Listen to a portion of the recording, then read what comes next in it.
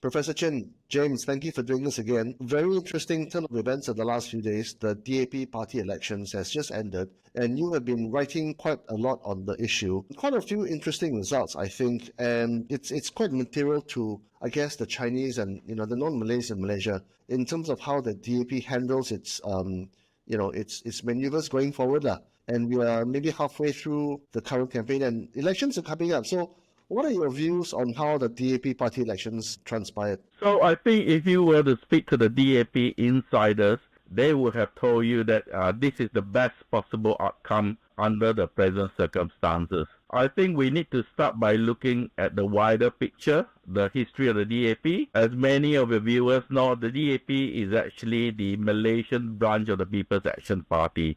So when Malaysia became when Singapore left the Federation in 1965 and became independent, the remains of the TAP became the DAP. And that is the first phase of the DAP. They sort of reconstituted themselves as part of a Malayan-based party, basically from 1965 up to, say, 1971, when we had the major riots in 1969. So that was sort of a rebuilding period. Then the second period is essentially the long period when they were in the opposition from 1971 onwards all the way up to 2018.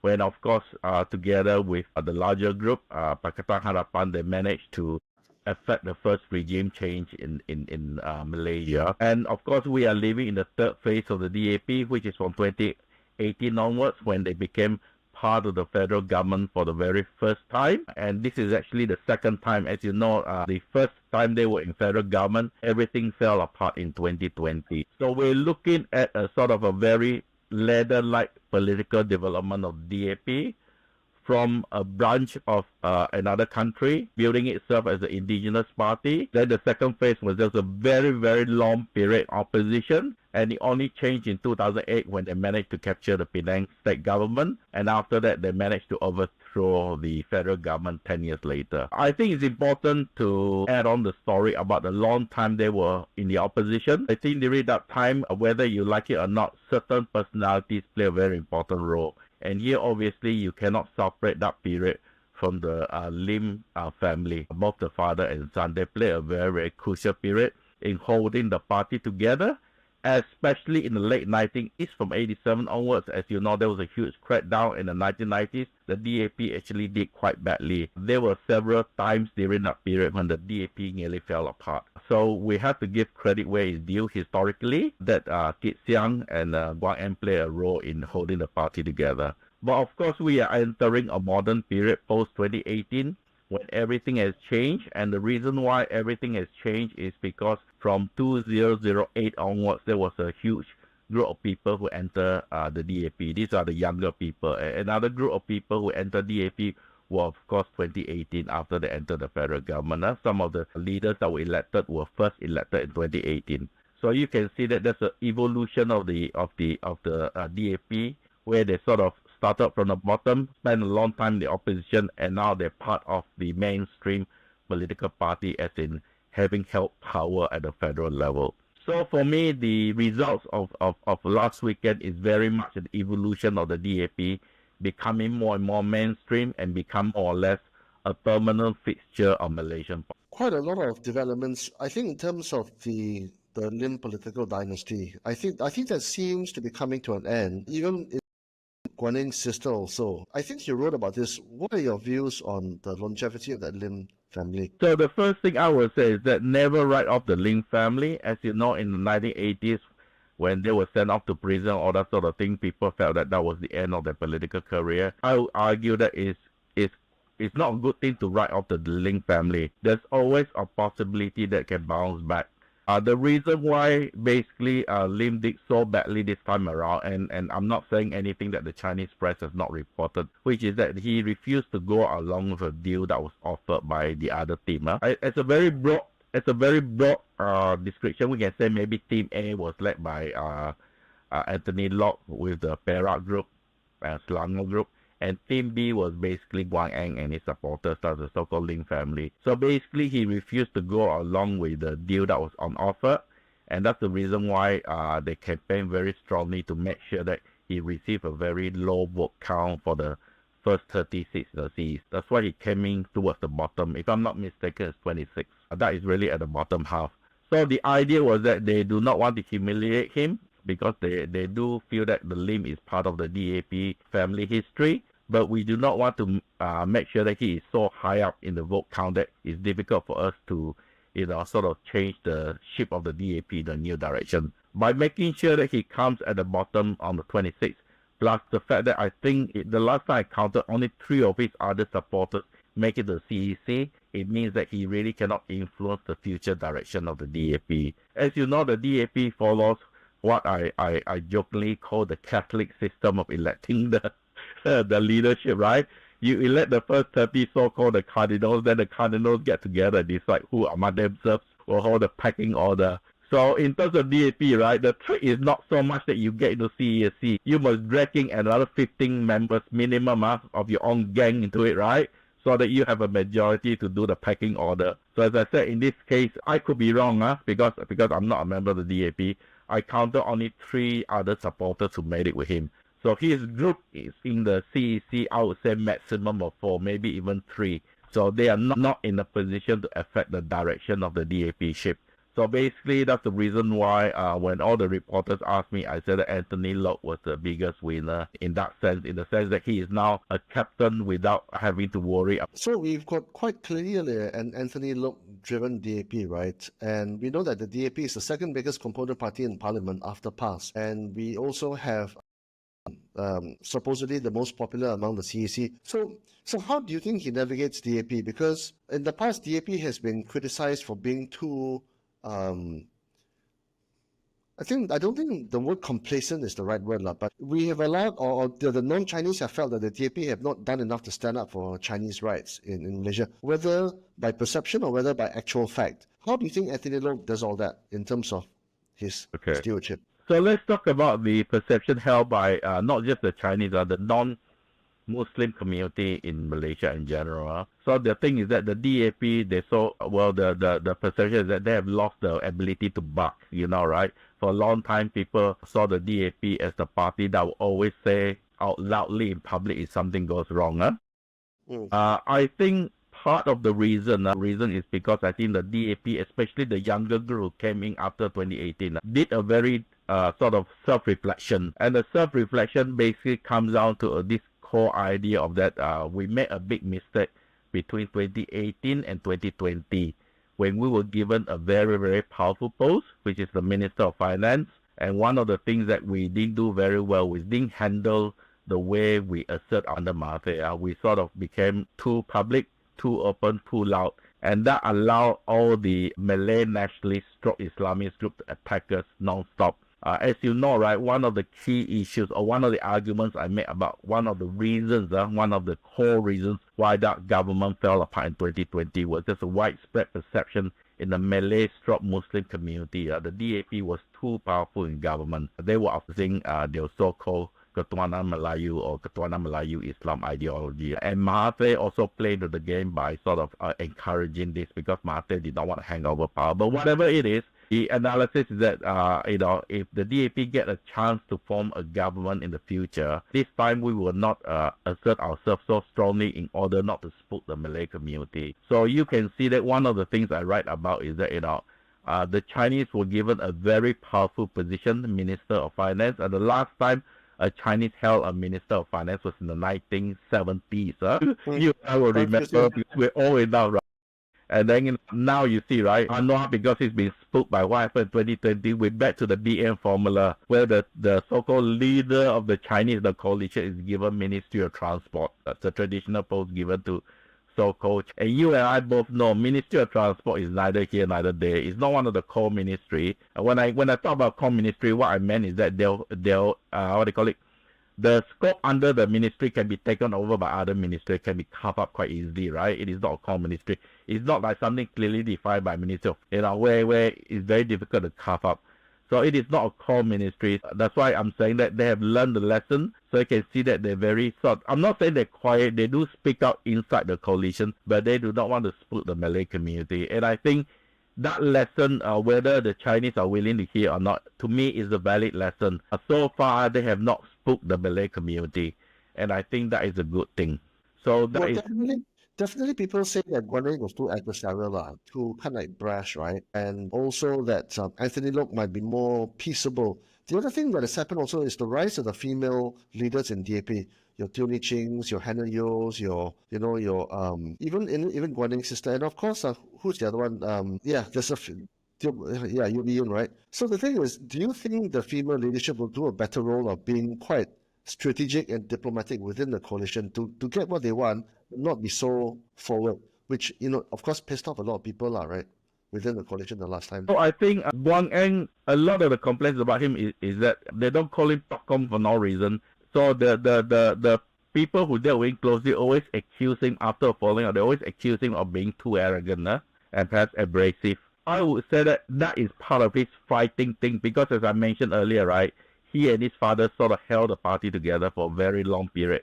When they were in the opposition, had no resources, had to run around the entire country. So that is just part of his political character. I don't think it changed him. You can see even after he stepped down as the Penang chief minister, that is still his character. In fact, that's one of the reasons why his relationship with this replacement in Penang broke down. And that's one of the issues they use against him, that he's too abrasive. The Malays can never accept him. Having said that, I would say that Wang Eng is the political creature we needed in 2008 to take over Penang for Gerakan, and he really did clean up Penang. Of course, you can argue today a lot of things sort of have gone back the other way, but for the first term of his government, he did hold the government together, and he did clean up a lot of things. How should I put this? Gerakan was in power in Penang for too long. They allowed too many things to mengeleweng. I don't know how to translate the word to English, but you know what I mean. So he did clean up Penang. I think the problem was that once he lost the Federal Ministry of Finance job, he was sort of ganging himself up to started giving advice because he had no more ministry to look after. And when he started, I won't use the word interfere, but when he started to make public views about how he felt that Penang should be governed. And I think that one really, really annoyed a lot of people, not only non-DAP people, but also inside DAP people. People felt that you should not be doing these things, right? I mean, we already made it clear that as a CM, you only allow 2 terms. You went up to the federal level. It is not anybody's fault that the government fell apart in 2020. And what is your motive for coming back to kacau Penang? And Penang people said that, why you want to kacau people left and right? And I think people were very, very annoyed because for the ordinary people, the analysis was that he was trying to push up the sister to be the next CM. And right, how should I put this? Malaysian Chinese political beliefs is that we don't mind nepotism, but we want nepotism with talent. And the general consensus was that the sister, while she can be a politician, a good YB, for whatever reason, they don't see her as a potential Penang CM material. Okay? So this is nothing about, I'm talking about strictly speaking on what I hear from people. I'm not making a judgment here, but I'm saying that is the widely held perception that, that he wants to interfere in Penang, because he was pushing for the sister, whether it's right or wrong, pushing for his own people. So people said that, we do not want a Wang Eng 2.2 government coming back. So the pushback was very, very strong. And I think that led to a lot of bitterness in Penang, and that sort of spread throughout the peninsula. Because in the last year, when I was talking to DAP people throughout the peninsula, I can detect that, there was a sort of I would say a general feeling that maybe it's time for Kit Sian, to so-called kick upstairs to be advisor rather than holding quite a powerful, influential post of chairman. The chairmanship in DAP, although day-to-day running is run by the SG, the Secretary General, the chairmanship is a very important and powerful because they are one of the 4 Heveling kings in DAP that would decide on candidate nomination. So if you want to be a candidate under the DAP, you need to pass this so-called committee, and Wang Eng was sitting as a member of this committee. So that was a very, very powerful tool, and people just felt that his style is no longer relevant with PH 2.0. So those are some of the issues used against him. I'm just saying this is what people say. This is not my personal beliefs. I just want to make it very clear. So what is your personal belief? Because we are now, I think even in Penang, I'm from Penang, right? And even in Penang, let's just say the locals are not too happy with DAP in terms of the way they run the state. In many circumstances, and of course we saw the state elections with DAP lost a few key seats to non-DAP seats in other parts of the constituencies. So then now we also have this situation where DAPs has to preserve their, what is it, 42 or 43, or is it 40 seats in 40. parliament in the next elections? 40, right? Past is about 43, right? So what does DAP stand for now under this Anthony Loke, led group? What is he going to push for? So basically, if you listen to Anthony Loke carefully, he said that we have not given up our idea of a Malaysian Malaysia, which is try to unite the people by making sure everybody have equal citizenship rights. Secondly, he said that we want to move the ship to a new ocean, which is a generation change, the so-called change to 3G, which he has successfully engineered with a lot of younger people in. And the third thing that he's mentioned very clear is that I want to change the internal decision-making structure in DAP to make it so-called more transparent. Whether he'll deliver on the second and third one, it has to be, we have to wait to see. But it is quite clear that Anthony Loke does have a post on the new members of the DAP, those who came in after 2008. He understands that the younger group of DAP members, mostly bilingual, both English and Chinese educated, a lot of them are professionals. They don't like to play that sort of confrontation politics anymore. They understand, for example, the thing that is driving a lot of this politics in Malaysia is that they all understand that the Chinese population is falling. So that's one thing. Whether you like it or not, racial politics or religious politics is not going to go away. And falling population is a bit. Secondly, I think they all recognize that to be more complicated in the future. It's not only the racial stuff, it's also the religious stuff. And the third thing is that I think they realize that, in today's world, right, it's much more complicated. For Malaysia to make a living is no longer like in the 70s or 80s where there's only two blocks in the world, the Russian/Chinese bloc and the American bloc or the Western bloc. Now it is sort of multipolar. So for example, who have thought that, within a space of 30 days after taking, the American government has started a trade war with all its closest allies. This is the thing that people don't realize. Everybody Trump has picked are his closest allies, Mexico and Canada. These are your neighbors. It's like we get a new prime minister in Malaysia tomorrow. The first people he pick are the Thais and the Singaporeans. It is sort of unthinkable. So people understand that the world is changing and that we need a new generation of professional thinkers in DAP. And I suppose if you want me to name names, I would say that the best example of somebody who wants to push for this is people like Ong Kiam Ming. You can see the way he talks everything. He wants to represent a DAP as a professional party that can function in the 21st century, that can represent all Malaysians, that the label of DAP representing just the Chinese and maybe the Indians, he doesn't want any of that. He wants the DAP to be the professional voice, the rational voice in Malaysian politics that represents. Could that be ahead of its time? Because, as you say, racial politics and identity politics is still very much the norm in Malaysia. And DAP have got two candidates, Malay candidates in the CEC. One Indian, right, Gobin, right? They don't seem to be evolving fast enough to become the racially representative. That is the wrong way of looking at it. Sorry, my friend, that's the wrong way of looking at it because you're talking about the membership. So the membership of DAP is primarily still Chinese. So of course, if only the delegates can vote, these are the people that are going to vote. But the fact that you have two Malays getting up there is a major achievement because the Malay delegates are so few. So it goes without saying that they won on Chinese votes. And these are people who vote according to their own wishes. Of course, they got the Chaitan, the menu politics to guide them. But the fact that they made it is a very important signal. The question is whether the DAP can sustain this so-called push to have more Malay candidates. So the only way they can do it, which they tried to do in the past but not very successful, is to put the Malay candidates in winnable seats. They always try to do it, but they receive a lot of blowback from the ground.